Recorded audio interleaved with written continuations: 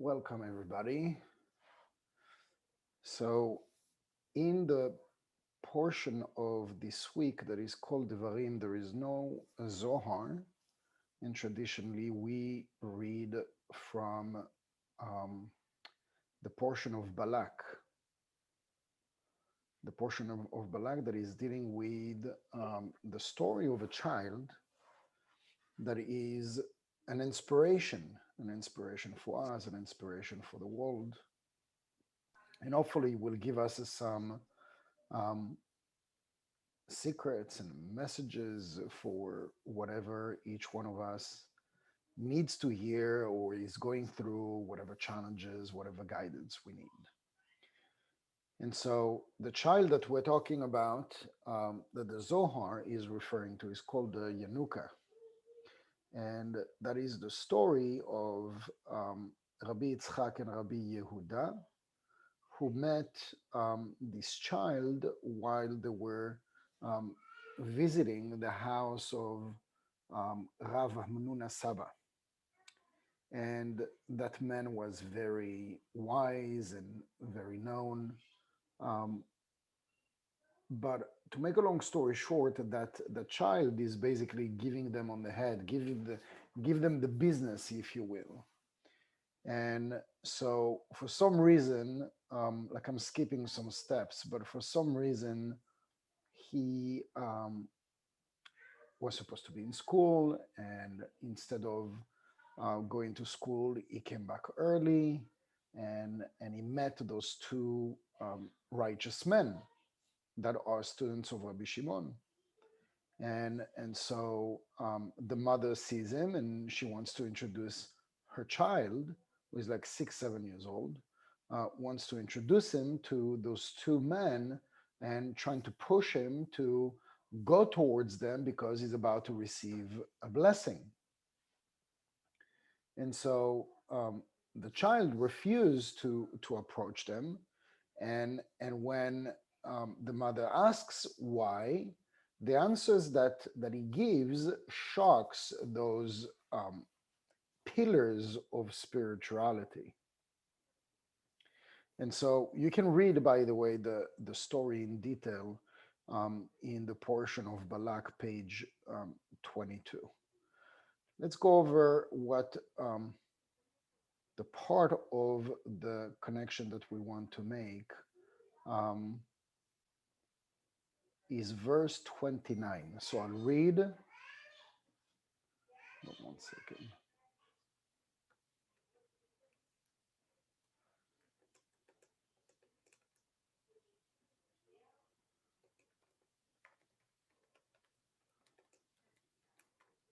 Someone is trying to join. Just give me one moment.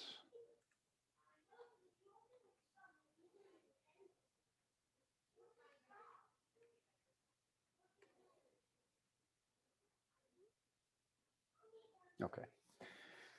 Rabbi Yitzchak ורבי יהודה. Let me share the screen so everybody can see what I see. רבי יצחק ורבי יהודה הבו אזלה באורחם עטו להו אתר דכפר. סכנין דאבת המן רב אמנון הסבה, התארחו בהתעתה דילה דאהבה לה ברע חדה זהרה. וכל יומה אהבה בבי ספרה ההוא יומה סליק מבי ספרה. ועתה לביתה חמה לון לאילן חכימין.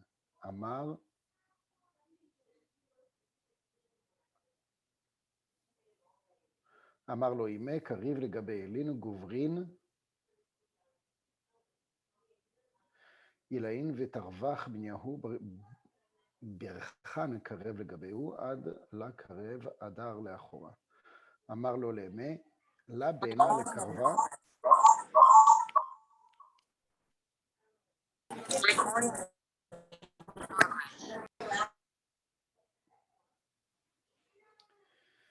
עד לקרב האדר לאחורה, אמר לי אמי לה בעינה לקרבה לגביהו, דהיומדה לה קראו קריאת שמע, ואחי אולפה לי כל מן דלה קרא קריאת שמע בעונתה, בנידו יהו כל ההוא יומה. Rabbi Yitzchak and Rabbi Yosei were walking along the road. They reached the place of the village of Sachnin, where Rav Amnun Asava lived, and there were guests of his wife who had a small boy. Every day he went to school, and when he came home from school that day, he saw the sages. His mother told him to approach these lofty people,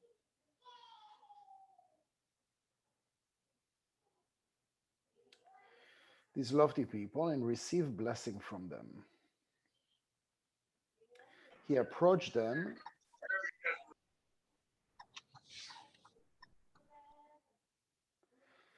He approached these lofty people and received blessing from them. He approached them, and he was approaching. As he was approaching, he retreated and said to his mother, "I do not wish to approach them, since they did not read the Kriyat Shema this day, and they taught me that whoever does not recite the Shema as its appropriate time is banned all that day. שמעו הנון ותבהו ערמה ידהו וברכו לה. אמרו ודאי אחי ההוא ויומדה השתדלנה בעתי חתן וכלה. דלהבה לון צרכייהו ואבוא מתחרן להזדווגה ולהבה ברנש להשתדלה עליהו. ונן השתדלנה בהו ולה קרנן קריאת שמע בעונתה. ומן אית דאית עסק במצווה פטור מן המצווה המולה. ברי במה ידעת אמר לו, בריכה דלבו שייכו, יד ענקד קרבנה לגביהו, תרבו, ידבו נטלו ידיהו וחריכו רפתה. They heard and marveled. They raised their hands and blessed him. They said, "It is certainly true that we didn't read the Kriyat Shema because today we were busy with a groom and a bride that did not have their minimum needs and were those being delayed in their marriage. There was no one to take up their cause, and we did our best for them." We did our best for them. Therefore, we could not read the Kriyat Shema at its appropriate time, and whoever performs a precept is exempt from a precept. They said to him, "So, son, how did you know?" He said to them, "By the fragrance of your garments. I knew when I approached you." They marveled, sat down, washed their hands, and ate bread. There he is. Okay. There we are. So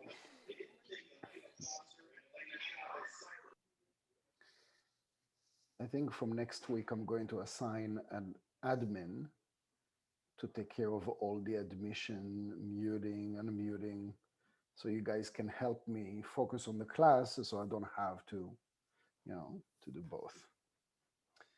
So, so this is an important lesson because it is not talking just about, a little boy. I guess you figured that. It is not just talking about like, two random travelers, and it doesn't just talk about, a kid that is, let's say, being spoiled and doesn't want to talk to some people because they smell bad, right? Like, to make a long story short, right? So the story is beyond, what we call the five senses. You have here a child, and this is why we always say, that children are channels for truth that comes directly from the upper world. And so it is especially in those moments where, when they deliver messages that it seems like it's not connected to anything, that oftentimes their message carries something valuable.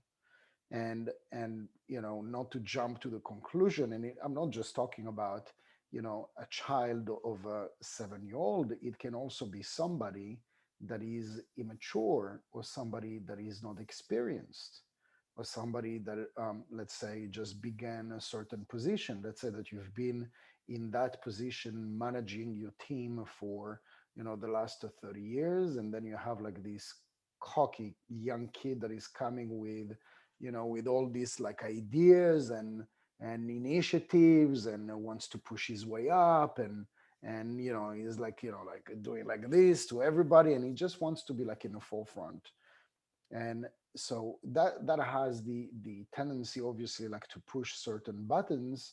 Some might admire that, and some people might feel either aggravated or intimidated, or all sorts of different reasons, whatever trigger is being pushed. But really what is happening here is that it is from those situations that there is like an energy of somebody who's being pure or naive or new. And this is why, by the way, it's always good to bring in, especially if there is like a stalling situation that we're stuck, and we've tried to figure out, for the longest time. It's always good to bring in what we call like fresh blood, to bring in new ideas and a new perspective and a new angle, for something that we didn't see. And very often, the biggest discoveries, the biggest revelations are coming in this way, where you have somebody that is, like just comes in and breaks out, like, like the biggest revelation for professors and educators that have been working on it like for years. And then you have like this kid, there are a couple of movies that are on top of my head. You have, this genius kid that didn't finish school, and he needed some money, so he became the janitor of that school. And it was like in a very fancy, high education school, where they were putting all sorts of problemas, challenges on the wall outside in the corridor, for anybody to attempt, to resolve the thing. And this janitor, like when everybody was gone and he was supposed to clean the floor and whatnot in the classes, he came and he wrote that solution, like in just like, like in a few minutes. And he was solving in this way, problems that the biggest minds, were struggling for many, many years. And he comes and it just comes to him naturally. And it is especially in those moments where it's that pure energy, it's that innocence, it's um, that youth, either in age or in experience, that brings that fresh blood, that brings that fresh perspective, that was unknown, or that couldn't be perceived before that. Now, I'm talking about this, and although we can relate it to things that actually happen in nowadays, but this Yanuka is representative of something that is deeper, obviously. Why? Because the Zohar here reveals that one can see beyond the five senses, and um, one can use one of these five senses, which is basically the smell, to tell, to interpret. Can you imagine, like 6 years old, to say, I know that this person or this couple people did not do a certain prayer, a certain meditation, just by the smell of them. That's incredible, right? So it's beyond like the sixth sense and intuition and whatnot, but it is innate in human nature. It is innate, like we have in us the sixth sense. It is just on a scale of, let's call it, dormant. But what we can gain from this portion, and this is also another clue, why is there no Zohar in this portion? It is because one of the interpretation is because the biggest light, you can find it, or you can find it. The biggest light has to be concealed. The biggest light, the biggest blessing comes in the biggest form of concealment. And so the portion of this week is inspired to us, with the story of this kid.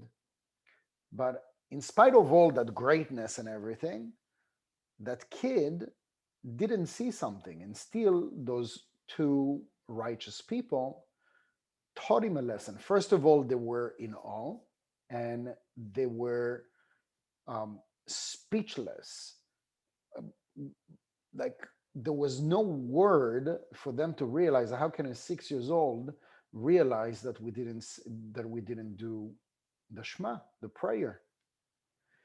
And so first they were astonished in a good way, in a very beautiful way. They wanted to bless, they wanted to talk, they wanted to converse with the 6 years old as if they are going to learn, they're about to learn great secrets. And this is a great lesson for humility.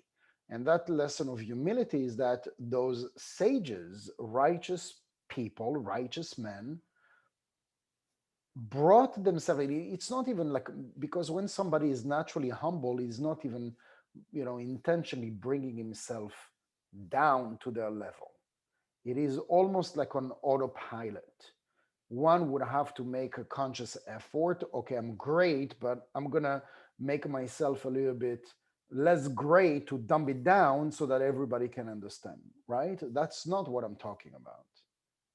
What I'm talking about is that it is innate in those, in the mind and in the spirit of those people, of those two righteous men, to naturally believe that there is such a great amount of light that is about to be revealed by the mouth of this 6 years old. And all he had to say is that, no, I don't want their blessing because they didn't do the Shema. So they get insulted. They get insulted. I mean, any other human being would take it as an insult. And not only that in awe and appreciation, but they want to learn from that kid.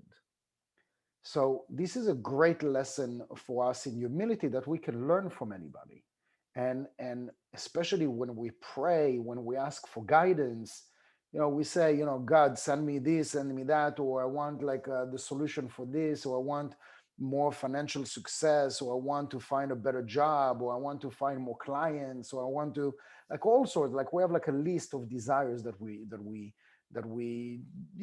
put out there, in our mind, in our thoughts, in our heart, in our prayer, meditations, whatnot. The thing is that we have no clue how it's going to be served to us. We have no idea. So our mind, which most of the time is collecting all the information that we know from experience, and is deducting that because I'm praying for more success, therefore ABC is the formula. I need to put out resumes, or I need to talk to certain people, or like it's like the mind is so predominant that it is basically determining what the solution to our pray, or at least the next stages or the next steps that are going to unfold, how my prayer is going to be answered. Our mind is a very sophisticated and beautiful instrument, but it is also our biggest enemy. Why? Because as long as there is logic, light cannot come in. It's almost a paradox. It is a paradox because we need the mind with our prayers and with our wishes and desires and goals, etc. But at the same time, as soon as there is logic that kicks in, the light cannot come in. The light is everything but logic. The light is energy of miracles. The light is those moments of wow, coincidences. How is that possible? The light is intuition. The light is deja vu. The light is premonitions. The light is gut feelings. The light is all those, like, that those six senses, and those senses that are beyond the normal. That you think about somebody and he calls you, and you dream about something and it happens. Those are like, like tiny specks of examples that we experience here and there, but it's like so far apart in time and in space, where if we were to be connected to the light on an ongoing basis, imagine how much we would be bombarded by illogical events. Because this is what the light is. The light is illogical. The same as it is not logical for this child to know that those two people that spend every single breath of their entire existence into doing good, into doing positive deeds, and into praying, and into meditating, and into elevating their consciousness to be the closest cleaving to the Creator. How can a 6 year old can perceive something like that? It is so mind-boggling to them that are living in that reality to consistently expand their vessel to be in this 99%.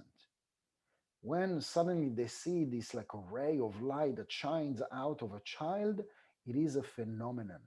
It is an illogical phenomenon that is drawing the awe of the most righteous people. We need to pray for those moments of awe, of those moments of clarity, of these rays of light that come into our life, but not once a year, not once in a lifetime. As many times, this is why those people were always in movement. And this is why also it's another secret from the Zohar when it says, like the Rabbi Shimon and his students, they're sitting and they're studying and revealing great secrets. But then sometimes it says, this student and that student were walking. And it says that in the expression they were walking is not the physical walking, it is the spiritual movement that they are always in motion, always traveling to higher spheres. It never means the physical walking.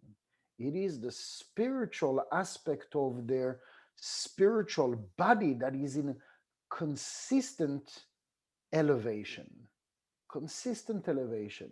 And for them to be astonished and in awe of that ray of light that is coming out of this 6 year old tells you something of that event. Now, imagine when a little miracle happens to us, we are in awe and appreciation, obviously, but 5 minutes later we forget. Why? And this is, by the way, one of the reasons why they come sporadically and not so often. It's because we're not in illogical miracle consciousness enough.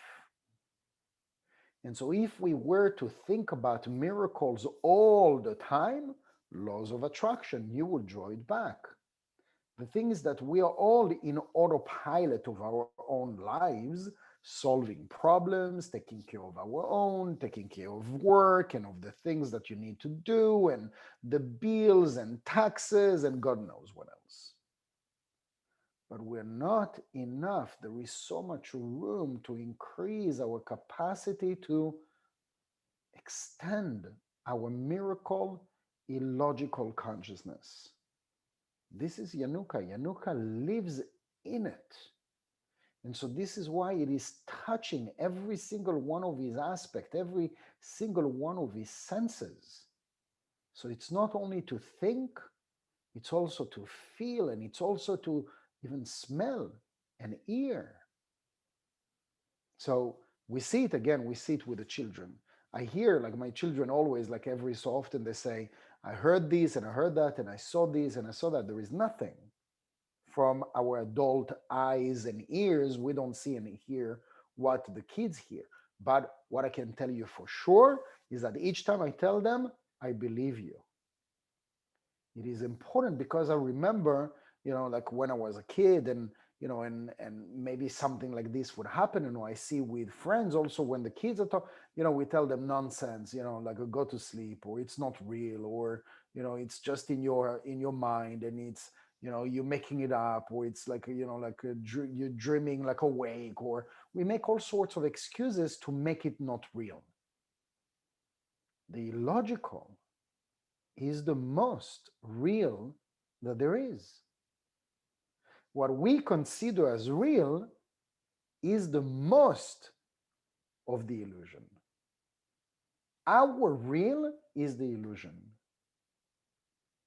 and the unreal is the real. Now, that involves also obviously a lot of insecurities and fears. Why? Because if you start hearing and seeing things, that are not part of this world. I mean, every single human being, less the kids. And you see kids, it's like almost normal to them. Why? Because they're still like part of their naive sense and their purity is still on that level of frequency. And the less purity there is, and the more grounded we are to what we call malchut, to the physical reality, and the less we tune in with the illogical and the what we would call now the unreal or the unknown. But the more we, in a protective manner, in a protective manner is that I'm not saying, you should get that, three leg table and start calling, angels and spirits. That's not what I'm talking about. At least if we can expand our mind that what I want more in my life is the energy of miracles, is to tap into that energy of miracles. You have to have a desire, you have to have a craving. Unfortunately, that scenario happens when something wrong happens. Then we start begging for a miracle. And oftentimes the miracle happen. There are times that it doesn't happen because we are so, covered with doubts and uncertainty and not believing enough in the miracle consciousness. But the more we practice the miracle consciousness, and the more we can start using our senses to things that are beyond that physical flow of low frequency energy. Now, we don't have to start seeing like angels and spirits and whatnot, but you can increase your intuition and your gut feeling and your premonitions and using your dreams as a tool. We don't think about those things. We go to sleep, we have dreams, we wake up, we remember for 2 seconds the dreams, and then they're gone, and we wait for the next time. Dreams, just by itself, is a whole section of secrets on how we can tap into the unknown and into that bank of energy, of solutions, of guidance that is available to each and every single one of us 24/7.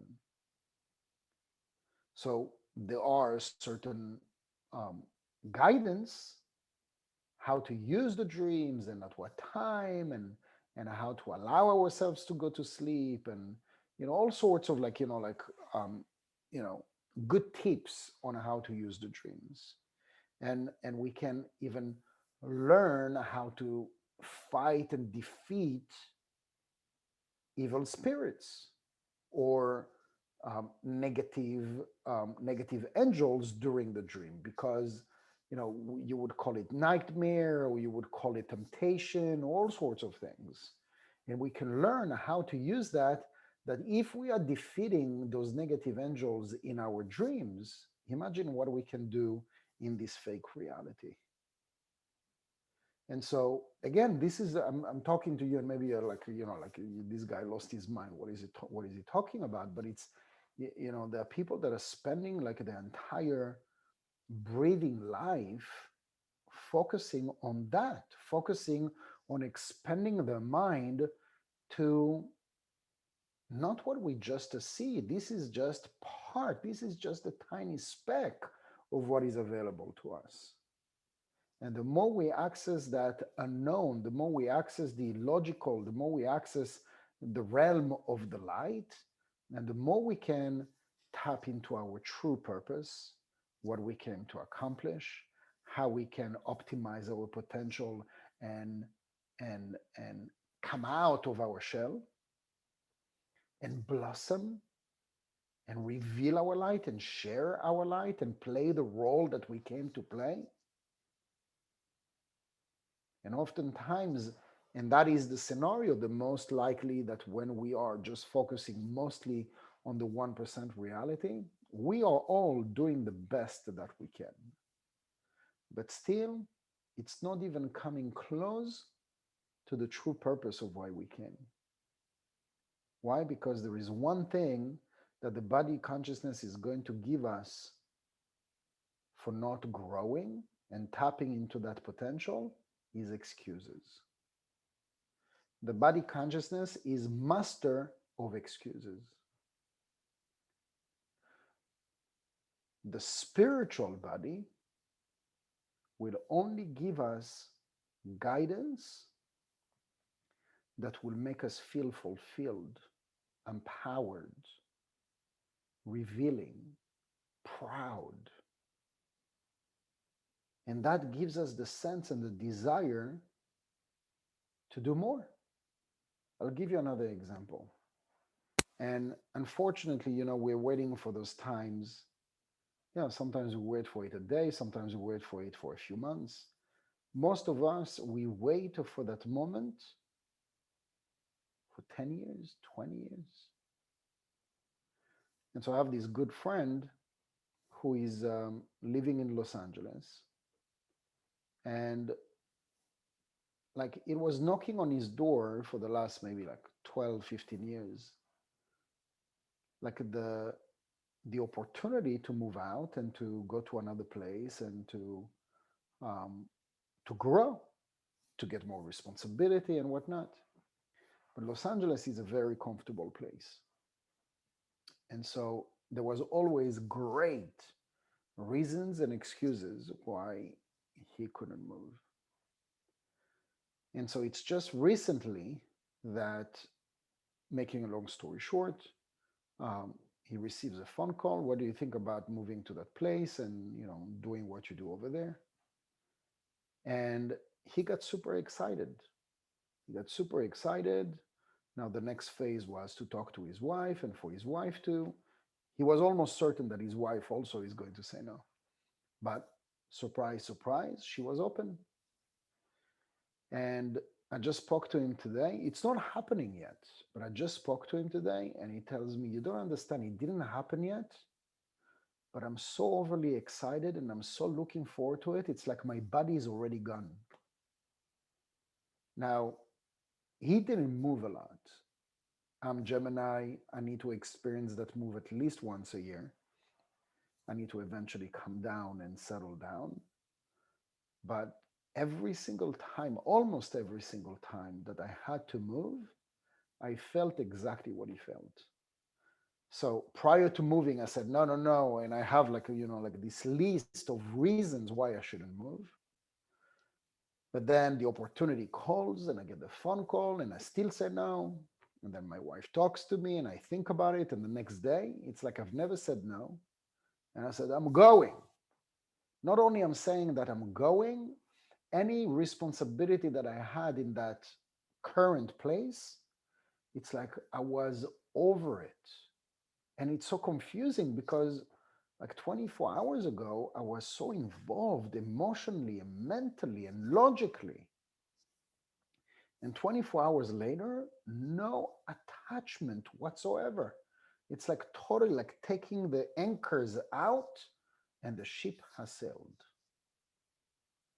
It doesn't make sense.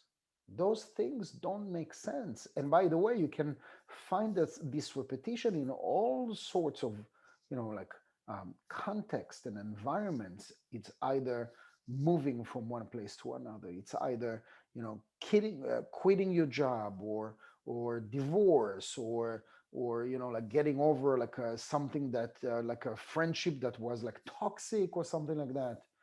Like you could see yourself not able to leave, to quit, to turn the page. But the moment that came that gave you that opportunity to do it or to make the step, it's like whatever happened in the last 5, 10, 20 years, it's like it never existed. It never existed. And you're already in that new place and you're already starting to anchor yourself into that new place. It's illogical. And it is in those moments where logic is taken out that you know that the light is at play. You know that it's right. When we are unrooted, fired, the wife takes you by surprise and brings the divorce papers, or like all sorts of stories like that. That is a harsh process. That is a harsh process, but by the way, if you think about it, the universe has tried so many times, but you were closed. And so ultimately, we need to evolve, that we like it or not. We came to evolve, we came to correct, we came to cleanse. If along the road I forgot about it and I just got too comfortable, it is the universe that's just gonna kick our butt and is gonna say, okay, I gave you a chance, you refused and you refused and you refused. And by the way, each time that this kind of scenario happens, you ask the person who is like still suffering after like 2 or 3 years, I'm not talking about weeks or whatever, would you ever go back? The person would say, no, I would never go back. So why are you still attached to that? Why you didn't let go? So what I'm trying to say with that is you have a chance, we have a chance to take reign of our destiny. We have a chance to take reign and control of our tomorrows, to live more in the illogical so that the light is more involved, so that we can read the signs and the messages with more clarity. And by reading those messages with more clarity, I can next make the decision, taking the chance for positive change. Change is coming no matter what. That we like it or not, we're here to constantly evolve. Why? We said it last week. The light is everlasting expanding, it's endless. And so if we are stubborn, trying to hold on to our position, to our chair, to our house, to whatever it is that we're holding on to, it's just going to come and unroot us by force. So we have the opportunity to at least be open minded and read the signs, because there are signs all the time. You can get a sign while you sleep, you can get a sign from the child across the street, you can get a sign from the postman. So now, obviously, like I'm not saying like let's all become like what's the word, like obsessive and what's the word that people that don't go under the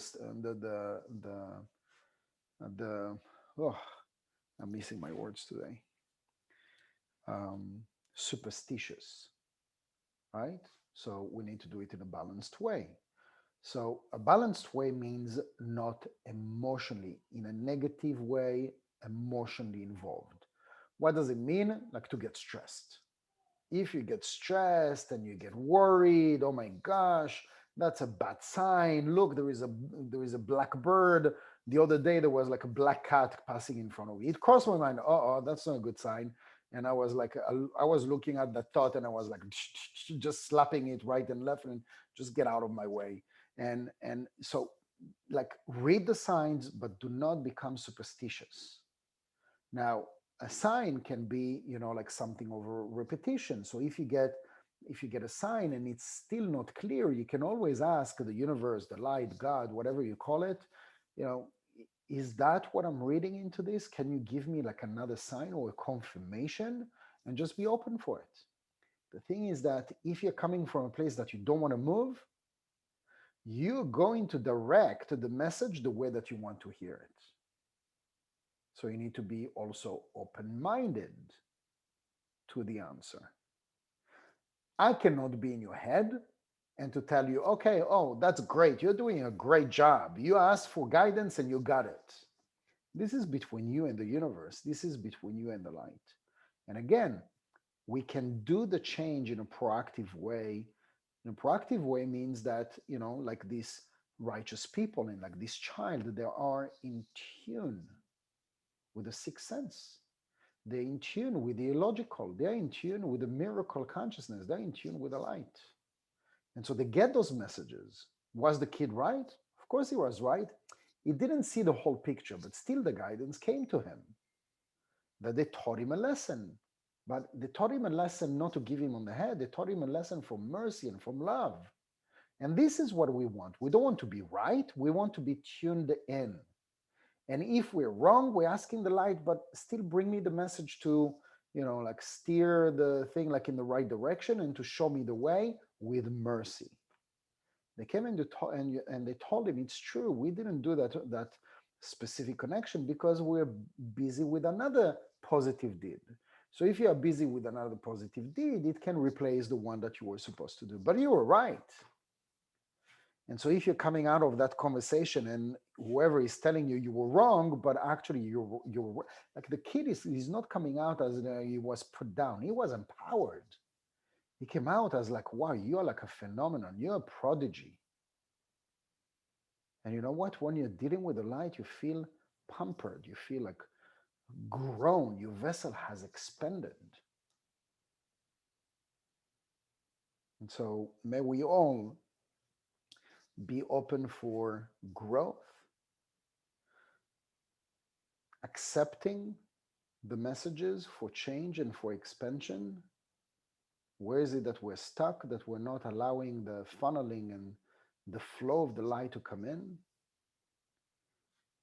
With all the concealment that there could be, and it just happened that, the week of Dvarim is during the 9 days, the 9 days of the month of Leo.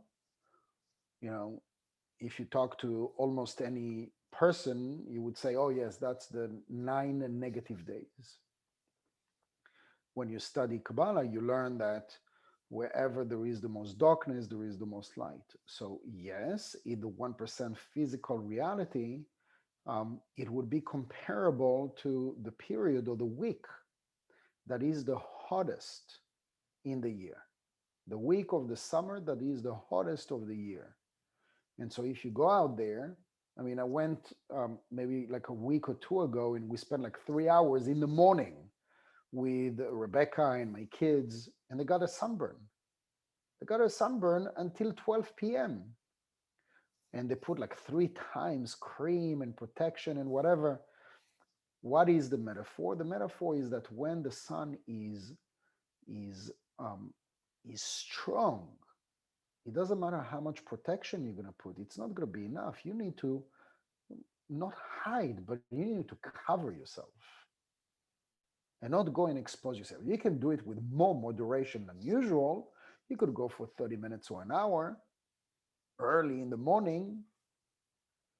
But this is the energy of judgment. The energy of judgment is that you know that the sun, if you expose yourself, it's going to burn. So you can put cream, it's going to work for 30, 40 minutes. Then you need to either put like more cream or just go undercover. The same as if you know that it's going to be like, like a crazy rain, you don't go like in in bikini and whatever, and no umbrella and you go and you dress accordingly. You go with an umbrella and that's it, and you can walk around as almost as normal. Now I knew that there is going to be like how do you call it, like a thunderstorm. A thunderstorm here in Florida, it's pretty scary.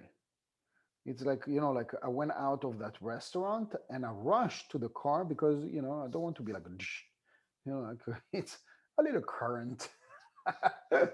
Like you need to be, you don't expose yourself when there is judgment. And so we always advise people in the 9 days, don't expose yourself to things that are naturally dangerous. So water, which is energy of mercy, in the 9 days becomes energy of judgment. So we recommend and we advise, don't go in the water. In the 9 days, we don't eat meat and we don't drink alcohol. The rest of the year, it's fine. But meat and alcohol is left column and draws energy. And so during this time, it's like a double take. And so we avoid drinking alcohol and eating meat and going in the water, doing dangerous sports and things like that. And if you can avoid traveling, avoid traveling. If you have to, then you have to. But that's the idea. The idea is that we want to learn about what's available to us, not to become superstitious, because superstitious equal religious, in other words. We don't want to become religious. We want to do it in a balanced way, and we want to take precautions because we have like almost like a spiritual calendar that tells us, oh, tomorrow it's going to rain, so you need to cover up, or tomorrow it's going to be like the strongest sun of the year, so don't expose yourself too much. Now that spiritual light, because I give this as a metaphor for the sun, but what does it do to us? When the sun, the spiritual sun, burns, is when our fuse is shorter. We get upset quicker, we get hurt easily, we get judgmental, we make harsh decisions. This is why don't make any big decisions during the 9 days. Good or bad, by the way. Why? Because if it's good, you don't want that good decision to be infused with that energy of negativity. Negativity, again, doesn't mean bad, it just means more intense. So there are people that get married, during the 9 days. Good for them. I wish them luck. But it is detrimental. It is decisive when you get married, the day when you get married. This is why some agriculturists, they choose to plant their seeds in the new moon. Why? Because they realize that the date on the calendar has a significant impact on their crop, on how it's going to grow, and how much they're going to harvest from it. The same for us. We want to become more in tune that we have the tool. It's great because we have the Kabbalistic calendar, so it can give us like all sorts of guidance. But beyond that, what this portion is teaching us, all the answers are out there. And when we tune in, we start channeling. Each and every single one of us are channels. And we can use our five senses and we can use our logic to connect to the illogic. And so that's the, like I would say, like what's the word? That's the paradox. We want to use our mind to be the biggest conduit. It is in potential the biggest conduit, but as it is right now, it is our biggest blockage, an obstacle between us and the light. It's the logic mind. So I want to use the logic mind to expand and to accept and to acknowledge that there is so much more than what I know and what I understand, because most of what I think, most of what I am, most of what I experience is based on the things that I know and on the things that I have experienced in my previous, in my previous 47 years. How can I make a decision based on something that I have personally not tasted, experienced, or seen myself? The logical mind would say, like, yeah, I can do that. And so this is why we have to expand our mind, because imagine if we are to connect the mind of the 8 billion people and gathering all the experience and all the knowledge and all the living, everything that we have lived on this earth in this one lifetime, all the potential and all the capacity that is exponentially increased to infinite. If we put together the know-how, the do-it-yourself, the gathering, the intuition, the figuring out, the feeling, the sensing, the sixth sense of 8 billion people, because they say we are all interconnected. Nothing becomes impossible. Let's try to put all that we spoke about. We spoke about many things today, but so much is available to us, and we are slowing it down with our logical mind. And so let's use the energy of Dvarim and of this child, Yanuka, to go back to simplicity and being naive and wishing, um, dreaming, thinking, spending more time to think about illogical things and to think about, to tune in with the miracle consciousness. Hmm.